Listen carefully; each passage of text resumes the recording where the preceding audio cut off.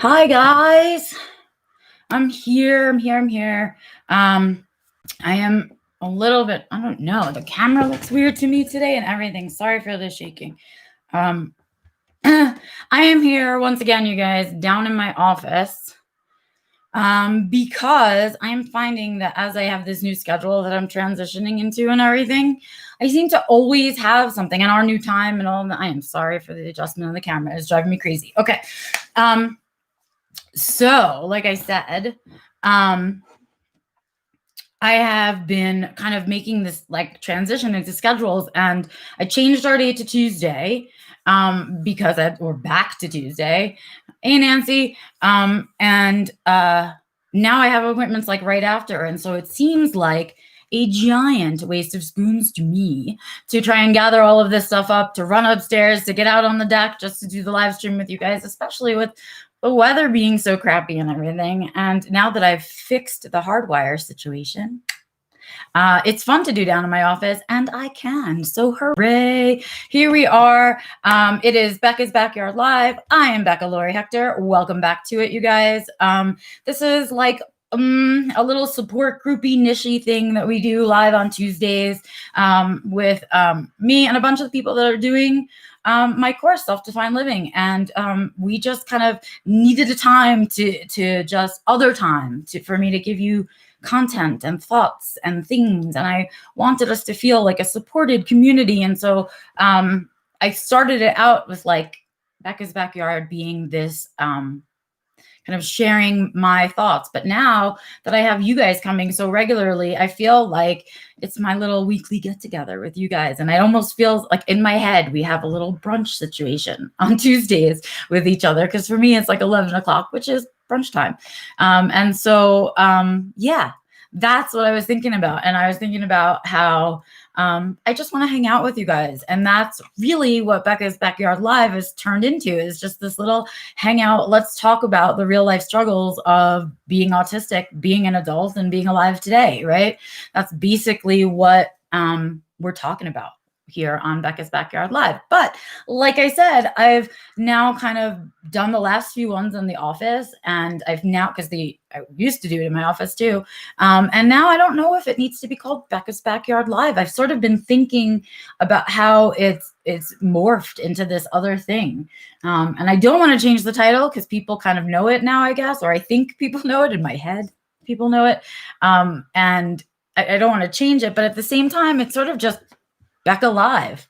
And so maybe that's all that it is. Maybe it'll just be Becca Live, and maybe I'll be outside, maybe I'll be inside, because winter is a coming. And I don't know if I want to sit out there in my winter coat, you guys. Anyway, so those were my thoughts on Becca's Backyard. We are here. This is definitely a good time for all of us. It's working out for me as well. So I'm glad that we're on this daytime situation and we've got it all settled, because I don't want to move it again. I look forward to our chats. I look forward to our time together. I don't know if you guys can hear it, but it sounds like there is a real murder of crows right outside my window. There are so many crows, I think, on my lawn. So if you hear them in the background, I'm sorry. But live, here we are. What are we going to talk about this week? Well, how to say it. Well, first, let's address the elephant in the room. Yes, I colored my hair.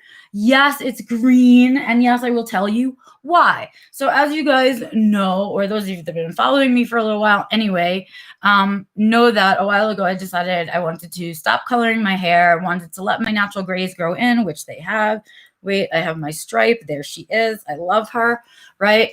And then I was realizing, though, it's been about a year and a half since I colored my hair. And as winter is kind of coming on and it's getting grayer outside, I was like, ooh, I am just feeling so and so bored and so not like myself. And that's how I was feeling. And I realized that I miss having a little bit of fun in my hair. I miss the color, but I didn't want to go through the grow out all over again. And I still had this like little bottom inch or so of my hair that was still the very last vestige of the last hair dye I did. And so I said, you know what, let's bleach that little piece at the bottom and put a crazy color in. And you know what, I want to do green.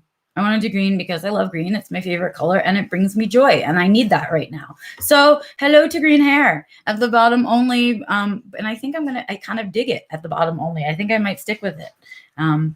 And I really like this color, so I'm happy with it. So joy, I had joy, sharing joy, enjoy, right?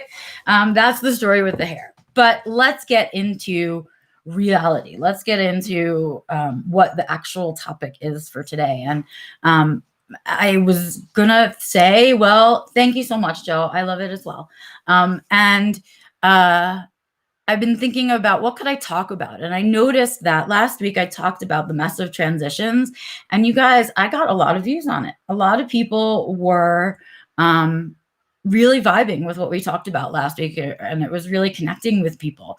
And so I thought, well, maybe I shouldn't work too hard to think about what the topic is for today. Maybe I should just keep pulling from the same well. And I did. So let's talk about it. I am in low spoon alert. That's where I'm living right now, you guys, is in Low Spoonville. And it's not fun. But there are certain, I am sorry for all of that movement. There are certain parts of transitioning and certain parts of life and unexpected things that can put us into a low spoon zone. And so as I was talking to you guys last week, I was talking about kind of the transitions and how it's so messy and I just have to get through it. And the low spoon situation is part of that transition and getting through it. That low spoon thing, that low spoon zone is a direct result of this transition-y period, which doesn't make it bad, right? Transitions are hard, change is hard, all of that stuff is hard, but I am doing all of these transitions that I'm doing now for very good reason. And I'm excited about the changes, and I'm excited to be doing these things with my life, and I'm excited to share those things with you guys. But it doesn't mean that it doesn't take energy, and it doesn't take spoons, and it doesn't require stuff from me. And it does. It requires work. Even though I'm doing it for positiveness, and even though I'm getting pleasure out of it, and even though I'm doing what I want to be doing, it still takes energy and time, right? So what we know is when we're going through a transition, what we can usually expect is that mess. And then we can also expect that we will land in this no spoon zone or low spoon zone. And that is to be expected. And because it's to be expected, and because I was expecting it, here it is. Right? It's arrived, and I know it's here, and I wasn't surprised by it, and I didn't feel bad about it, and I don't feel guilty or ashamed for my low spoons, and I don't feel confused by my low spoons either. I have every right to be feeling this way right now. And this might just be the very first time in my life that I've entered a low spoon zone, aware that it was going to happen, with the knowledge that it would end, and prepared this time kind of to transition through it, to kind of be in the uncomfortable of low spoons for a little while, because I know the end product will be. But I do know that this type of scenario cannot be sustained. I do know that I cannot stay in this transition period for very long. And the good news is, yay, it's not going to be. I'm already through a good chunk of it. My schedule is settling out now. All of the changes that I needed to make are settling in. I'm getting back into a routine.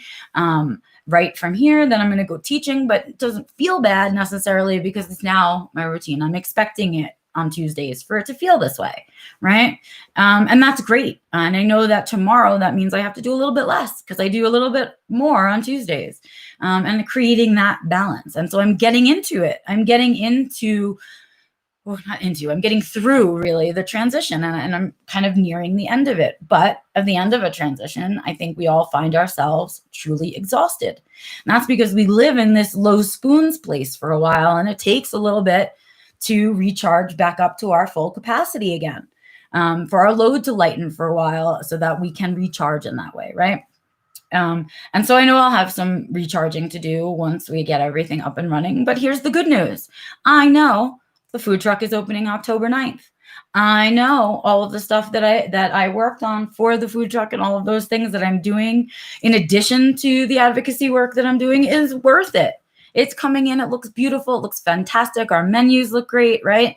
And so all of the spoons that I'm using, the extra spoons that I'm using, are serving a purpose. I'm seeing the end product. And so I know that they were worth it, right? I know that the spoons were worth their use, but I also know that there's no getting them back, and that the only thing that I can do to offset this low spoon zone is when I'm through the transition to take some time, right? And to make sure I lighten my load a little bit for a couple of weeks so that I can rest and recoup, and then it will all be settled, right? I'll come back to it, right? Yes, controlled spoonage, Joe. I love that. Yes, it's controlled spoonage. That's what it is. It's a acknowledging and a very conscious awareness of where my spoons are getting used, and then I am pushing myself into a low spoon zone. And I know that low spoon zones aren't sustainable. I know I can't stay here for very long. I know I won't feel good if I stay here for very long, but I do know how to recoup from them. So that whole awareness of the cycle and knowing that the time for rest is coming, because I know I will schedule it for myself, right? Will get me through, and it'll get me past the transition, and the discomfort will leave. So come, I'm guessing, probably November, I'll be feeling a lot more comfortable in my new life, right? I've made this lifestyle change. It's another one for me, and it's going to be uncomfortable for a while, but I'm going to get there. And that's like how I'm going to get through this low spoon zone. But besides that, I want you to think about what low spoons looks like for you. So that's what I've been thinking about for the last couple of days. I've been like, oh, I'm just going to talk about this, but how can I describe the difference in my life when I have low spoons? How can I kind of give it a tangible explanation? Well, let me think about it. For example, there are things in my life that have fallen to the wayside because I'm in this low spoon zone. And I have to be kind to myself about those things, but I also have to acknowledge that they're happening, right? I can't hide from the fact that there are things that are falling to the wayside. But at the same time, I don't want to be mean to myself that in this transition, I can't handle everything perfectly, because nobody can. So, for example, my house looks like crap. We haven't vacuumed or swept in quite some time. I haven't cleaned the bathroom floor, the bathroom sinks in quite a bit, things like that. And, I'm staying on top of other things that bother me more, like the dishes bother me so much more. And so I'm staying on top of them. Not having clean laundry drives me nuts. So I'm staying on top of that. But the other things are just kind of falling to the wayside, like that stuff, like the house cleaning. And so I'm trying to do things like changing my sheets and the things that keep my personal hygiene up, but I've been terrible about house chores. And that's just a reality. I don't have the spoons for them because I'm using spoons for other things. And I have to be nice to myself about that. I also have to know that it can't be sustained. Having a gross house is not something that works well for me in my mental health. Having a dirty house makes me depressed. And so I can't let it go for too long, because I'm going to then enter into a different kind of low spoon situation. What I have to do is acknowledge it. And before it gets so bad that it causes depression, I step in and I do little bits, right? If that means that today I just vacuum downstairs, then I'm just going to vacuum downstairs. But if vacuuming downstairs makes me feel better, well worth the use of spoons, right? Gives me recharge energy then. But if today vacuuming downstairs is the last thing that my body can imagine doing, then I just have to let it go, because I'm using the spoons that I would use for household chores for other things right now. And I need to be kind to myself about that, right? Another thing that gives me is a warning, a red flag for me that I'm entering a low spoon zone, food struggles. I get pickier and pickier about my food, and texture of food starts to bother me, and everything starts to taste funny. And I'm not hungry. I lose my appetite. I don't even have the energy to feel like chewing or swallowing or digesting. And I lose my appetite, and I can only eat favorite foods or safe foods for a while. And I'm sort of entering that phase right now where I've pushed my low spoons to a point where now eating is becoming uncomfortable for me, and it's becoming a chore rather than something I'm hungry, I have to eat, that's it. Well, just like peeing, right? It's becoming a chore for me because it's now I'm struggling with different foods, and I'm struggling with different sensitivities about it, and I am quickly losing my appetite, all of which are red flags to me and in my life that I'm in a low spoon zone. And ordinarily, if I was seeing these red flags, I would say, I have to do something about this. I'm having red flags. What needs to be fixed or adjusted? What's out of alignment, right? And I'd be doing that kind of fix. But this time, I know where my loose spoons have gone. I know why I'm having low spoons. And I need to keep doing it because I know it will end, but I know why, right? So in order to kind of address that, I have to kind of maintain certain things. So even though I'm having a low appetite, I can't miss meals. I have to force myself to eat. And even though I'm only eating safe foods, I have to eat them. Because I need to keep eating. And eventually, when my brain has the energy to focus on those kinds of things and for eating to be a more complicated sensory task again, I can go back to it after I've recharged. But for right now, I have to intake food as fuel, right? I just have to remember that my body needs it and it's fuel and I have to eat it. And it doesn't have to necessarily be a joyful experience all the time. And that's just the case right now, right? And so yes, food prep, right? CV, exactly. Food prep, chewing, meal planning, all of that stuff is just exhausting. And so it feels better to throw a frozen pizza in there or whatever. The other thing that is kind of happening simultaneously for me while I'm having this stressed food struggle is that for a really long time, I'd always had kind of gastro issues, really common on the spectrum for us to have gastrointestinal issues. I've always had a sensitive belly, all of those things. And then the whole issue of gluten came out, and our gluten sensitivity, the potential for gluten sensitivity for those of us on the spectrum. And what I did find out is that medically, I don't show gluten sensitivity, like when they do the testing. But when I eat gluten products and I eat high fat foods, I have a tendency to like get inflammation weight, almost like a bloating weight to it. And that I kind of really dropped my guard on the whole gluten and proper food eating for my body situation during my last year's seasonal depression, during the October, December, January seasonal depression that I was having last year. And I just kind of never picked it back up. I just was like eating comfort foods and that kind of thing. And I've been feeling really not well in my head either. I've been having more headaches. I've been other things. And I suddenly came to the awakening that, remember when you used to really watch what you were eating back and you used to not eat gluten and not eat dairy, and how much clearer you could think and how much better you felt and how less fat you felt because I wasn't carrying the inflammation weight.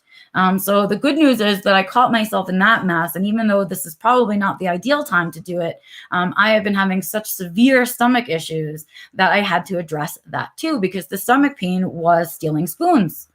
And so I've also re-dropped out the gluten from my life, and I'm trying to keep it very, very limited. And the same thing with dairy, because I noticed that was kind of playing into this low spoonage. So it was sucking even more spoons to have the stomach aches and the headaches. And I can't afford that right now. So I addressed it. So that's kind of where I'm at. And that's what low spoons looks like, what a low spoon zone feels like and looks like for me. I'm sure some of you have pretty similar experiences, but we're all different. So you probably have different red flags about when you're in low spoon. Some people go selectively mute when they're in low spoon. Some people, can't go outside and they need to isolate. Other people have different signals for them, some different red flags for their brand of autism and what low spoons feels and looks like for each of us. So that's my challenge to you guys this week. Take a look at your life. See if you can figure out some of the red flags that let you know you're entering a low spoon zone. Knowledge is power. So if you know you're entering a low spoon zone, then you can do something about it or prepare for how to adjust for it, right?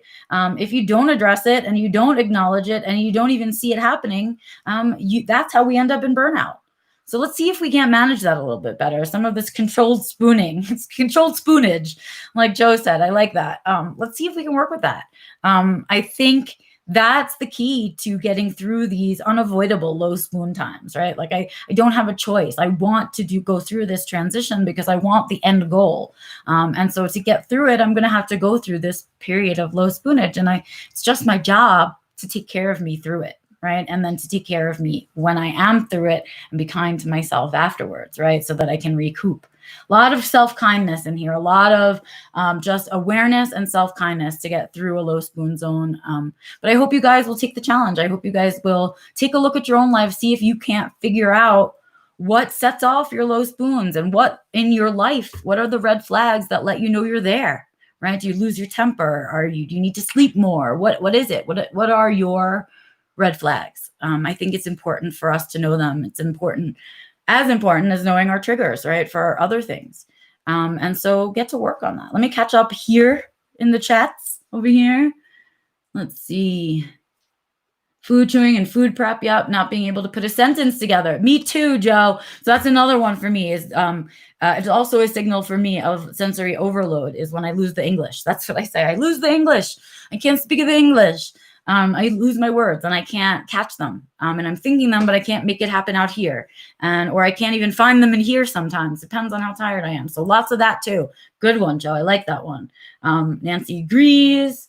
Joe, sometimes you get constipated with gluten. I can too, but I get really it feels like I have razor blades going down my intestines. That's how it feels to me. Like it's just so inflamed and sore.